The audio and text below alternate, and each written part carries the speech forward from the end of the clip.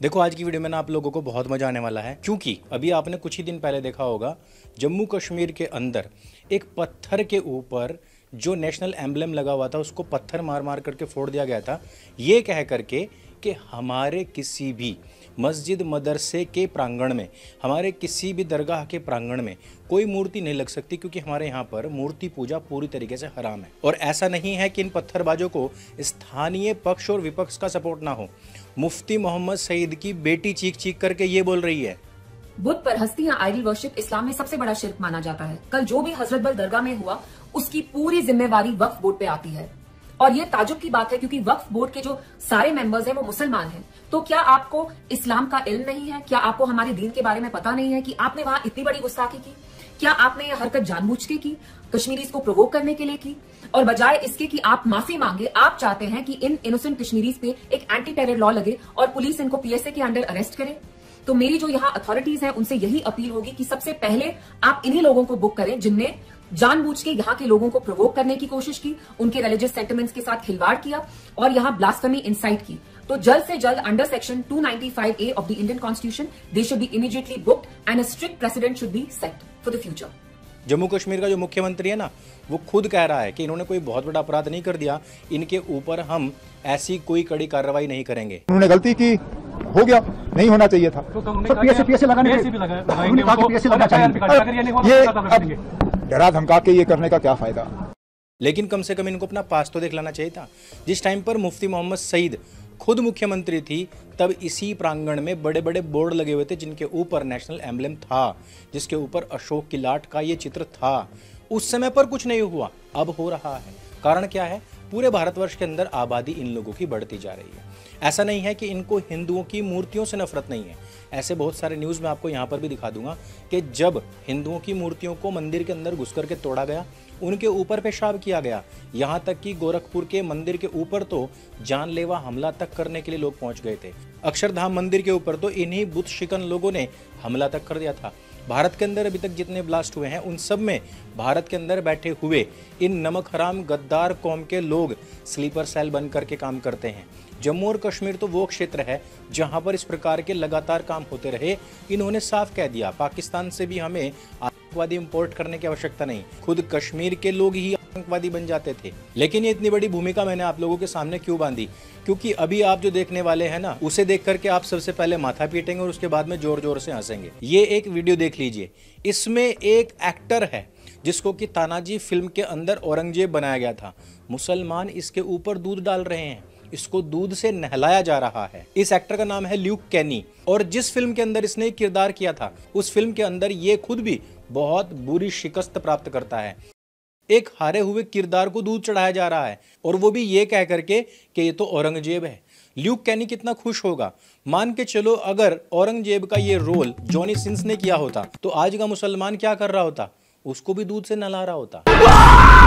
ये वो मुसलमान है जो हिंदुओं को काफिर कहते हैं, मुशरिक कहते हैं, अर्थात मूर्ति पूजा करने वाले कहते हैं, और ये कह करके उनको नजस कहते हैं। नजस यानी कि टट्टी पेशाब से भी ज्यादा घृणित लोग कहते हैं। और वही लोग क्या कर रहे हैं? एक विदेशी एक्टर के फोटो के ऊपर दूध डाल रहे हैं। आज ये बेचारा एक्टर भी बाहुबली फिल्म का ये वाला सीन दोहरा रहा होगा। ये लोग जिनसे मैं अनजान हूं, मैं इनका भगवान कैसे बन गया? और मैंने इसके नीचे जो व्यूज पढ़े लोगों के, वहां मुसलमान कह रहे हैं कि तुम भी तो शिवलिंग पर दूध चढ़ाते हो। तो भाई अगर तुम लोगों को भी किसी एक्टर के फोटो पर दूध चढ़ाना ही है तो फिर इस्लाम काहे को बनाया? हिंदू जो है वो अरुण गोविल की फोटो के ऊपर दूध चढ़ा देते हैं राम जी समझ करके, और तुम लोग ल्यूक कैनी के फोटो के ऊपर उसको औरंगजेब समझ करके वहां दूध चढ़ा दे रहे हो। फिर इस्लाम काहे को बनाया? फिर तुमने इस्लाम एक्सेप्ट क्यों किया? अगर तुम्हें हिंदू को ही कॉपी करना था तो भाई नीचे की टोपी कटवाकर सिर के ऊपर पहनने की आवश्यकता क्या थी? फिर तुम्हें ये अपंग बनने की आवश्यकता क्या थी? इस तरीके के कुतर्क दिए जा रहे हैं। मैं तो कह रहा हूं कि मौलानाओं, मौलवियों, इस वीडियो को ध्यान से देखो और इस पर अमल करो कुछ। अगर तुम लोगों को इस्लाम को बचाना इन छपरियों से, इन टिकटॉकर्स से, तो भाई इन लोगों के ऊपर कड़ा एक्शन लो।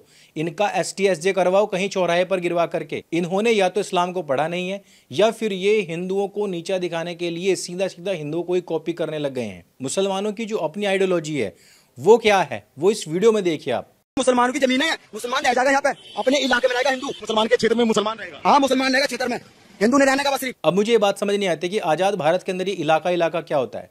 जिन लोगों को इलाका अलग चाहिए था वो पाकिस्तान जा चुके हैं, वो बांग्लादेश जा चुके थे। जिन लोगों को ये लगा था कि हम यहां पर आराम से रहेंगे, वो लोग यहां रह रहे थे।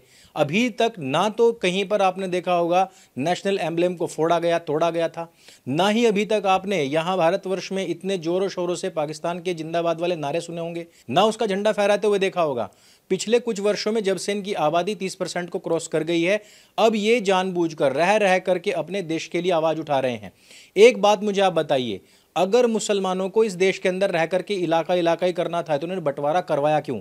अगर इन्होंने बंटवारा करवाया था तो ये लोग यहां पर रह क्यों रहे हैं? ये लोग यहां कर क्या रहे हैं? अगर ये लोग यहां पर रह रहे हैं तो फिर भारत के भारतीय होकर के क्यों नहीं रह रहे हैं? ये ऐसे सवाल है जिनका जवाब देने से पहले ही नेहरू गांधी फैमिली नरक सिधार चुकी है, क्योंकि इन्हीं लोगों की गलतियों के कारण से ये सारी चीजें हुई हैं। अब इसका फैसला भी हिंदुओं को लेना पड़ेगा कि ये इलाका खेलने वाले लोगों का क्या इलाज करना है। कानून के हिसाब से, पुलिस के हिसाब से जो कुछ भी हो सके, स्थानीय लोग अपने अपने क्षेत्रों में इस प्रकार के जितनी भी आतंकवादी विचारधारा के लोग हैं, इन सबको पकड़वाइए। अब आते हैं एक और विषय के ऊपर, इसमें भी आपको बहुत मजा आएगा। आजकल आपने देखा होगा कि भारतीय कंपनियों के छोटे छोटे जो ऑफिसेज हैं, उनके गेट के सामने या उनके शोरूम में घुस करके फिलिस्तीन के सपोर्ट में काफ़ी सारे मार्च निकल रहे हैं। वहाँ पर सामने खड़े होकर के ये लोग क्या करते हैं, छोटी छोटी नाटिकाएं करते हैं, फिर बताते हैं कि ये जो ब्रांड है ना, पीछे जो इसकी दुकान, जिसका शोरूम है, ये लोग इजराइल के साथ मिलकर के काम करते हैं। इजराइल फिलिस्तीनियों को मार रहा है, इसलिए हमें इस ब्रांड का बहिष्कार करना है। लेकिन ये दोगले मुसलमानों को ये नहीं पता है कि खुद इस्लाम के बड़े बड़े देश इजराइल के साथ में MOU साइन करके बैठे हैं, और ऐसे ऐसे देश हैं जिनको तुम अपने खलीफाओं का देश समझते हो, जिनको तुम उन 56 देशों में भी काउंट कर रहे हो कि यहाँ पर इस्लाम है और ये हमारा झंडा बुलंद करेंगे। ये सारे के सारे जो देश हैं ना भाई, कई हजार करोड़ डॉलर्स के बिजनेस कर रहे हैं इजराइल के साथ में। देखो, मैंने ग्रोक यानी कि AI से सीधे सीधे इसका जवाब मांगा था। उसने मुझे बताया कि बहुत सारे ऐसे मुस्लिम देश हैं जो इजराइल के साथ में व्यापारिक MOU समझौते कर चुके हैं, जिनमें कि UAE, Bahrain, Morocco, Egypt, Jordan, Azerbaijan और टर्की हैं। इसके साथ साथ सऊदी अरब भी इजराइल के साथ में बहुत सॉफ्ट रिलेशन रखता है। सऊदी अरब वही देश है जहां पर मक्का मदीना है। ये देश वही है जिसको हिंदुस्तान के मुसलमान अपना बाप समझते हैं। मेरा अगला सवाल था कि ये जो MOU हुए हैं, इनके अंदर कौन कौन से समझौते हुए हैं। ग्रोक ने मुझे ये बताया। UAE ने अब्राहम एकॉर्ड्स 2020 किया था, उसके बाद FTA 2022 किया था, टैक में समझौता किया, एनर्जी यानी कि ऑयल और सोलर में समझौता किया, एग्रीकल्चर और हेल्थ के लिए किया। उसके बाद में आता है बहराइन का नंबर, 2020 से ही इसने फाइनेंस, टूरिज्म और एविएशन में समझौता किया हुआ है। मोरक्को ने भी 2020 में इनोवेशन, वाटर, एग्रीकल्चर, एविएशन और डिफेंस के लिए समझौता किया था। इजिप्ट की बात करूं, इजिप्ट वही देश है जिसने गाजा और अपने बीच में एक बहुत बड़ी दीवार खड़ी की हुई है, ऊपर कांटे लगाए हुए हैं ताकि इधर के आतंकवादी मुसलमान उसके देश में ना जाएं। जिन लोगों को लगता है गाजा पट्टी के लोगों के प्रति वहां के आसपास के क्षेत्र के मुसलमान अच्छे विचार रखते होंगे, वो जरा अपने दिमाग का ढक्कन खोल लें। हिंदुस्तान के अंदर जो बहिष्कार कर रहे हैं ना, इनकी बुद्धि ठिकाने आ जाएगी ये सुन करके कि खुद इजिप्ट ने कौन कौन समझौते इजराइल के साथ किए हैं और क्या इन्होंने इन मुस्लिम देशों का बहिष्कार किया। इजिप्ट और इजराइल के बीच में एक पीस ट्रीटी हुई थी 1979 में, क्योंकि इजिप्ट को मार भगाया था इजराइल ने।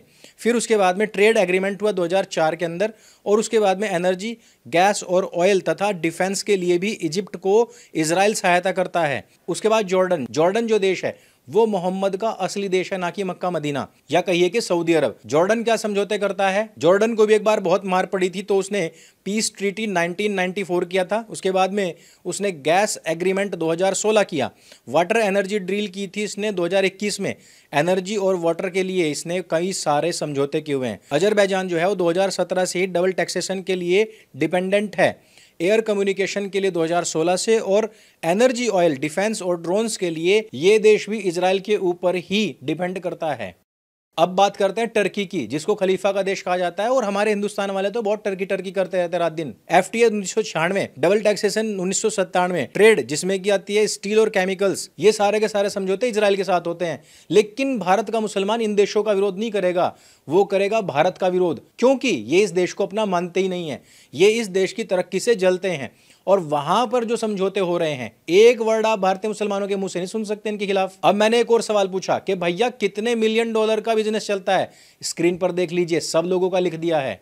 अब मैंने पूछा कि कितने भारतीय मुसलमान हैं जो इन देशों के अंदर काम करते हैं। आप इसका जवाब सुनेंगे तो कांप जाएंगे। यूएई के अंदर 14 लाख मुसलमान काम करते हैं, बहरीन के अंदर 1 लाख, मोरक्को के अंदर 1000-2000 हैं, इजिप्ट के अंदर भी कोई 1500 के आसपास, जॉर्डन में तकरीबन 7000, अजरबैजान में 330, टर्की में है 2000 के आसपास, सऊदी अरब में काम करते हैं 8.5 लाख।